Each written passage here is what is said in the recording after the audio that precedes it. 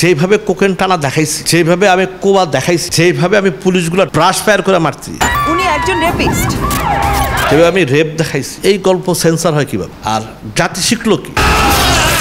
টিকটকে দেখি মদের বোতল নেয়া বলতে জিল্লু মদ দেখ মেয়ে, এটা কি জাতির জন্য ভালো?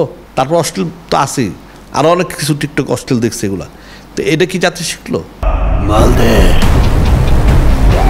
তার জায়গায় যদি আমি হিরো হইতাম, আমি ছবি জীবনও করতাম না। কারণ আমি একজন বাংলাদেশে এত বড় স্টার, আমি সব কিছু, হ্যাঁ, এটা পাবলিক বলে না, কিছু সাংবাদিকরা আর কিছু ইউটিউবরা বলে।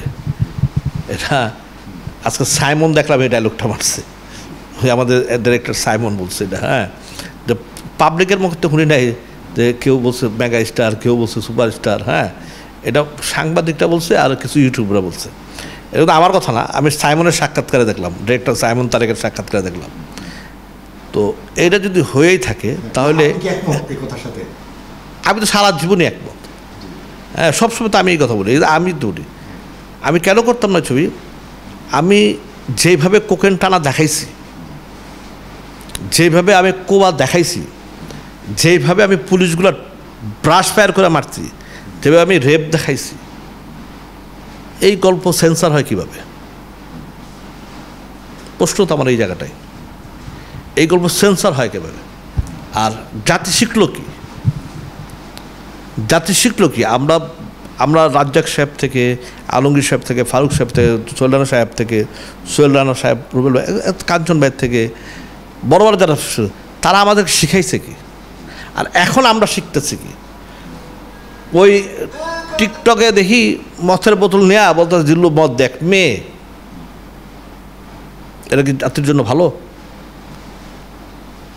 টিকটকে একটা মদের বোতল নেয়া বলতে জিল্লু মদ দে, হ্যাঁ, মাল দে, তারপর অশ্লীল তো আছেই, আরো অনেক কিছু টিকটক অশ্লীল দেখছে এগুলা, তো এটা কি জাতি শিখলো? তার মানে যে বরবাদ চলচ্চিত্রের মাধ্যমে জাতিকে আসলে খারাপ কিছু শিক্ষা দিচ্ছে সাকিব খান? আমি তো 100% এটা, আমি কেন, ওটা প্রত্যেকটা যারা সচেতন মানুষ, যারা সচেতন, যারা ফ্যামিলি এবং যারা সমাজের সাথে যারা চলে, তারা সবাই বলবে এই কথা। আমি শিখাইতেছি কি?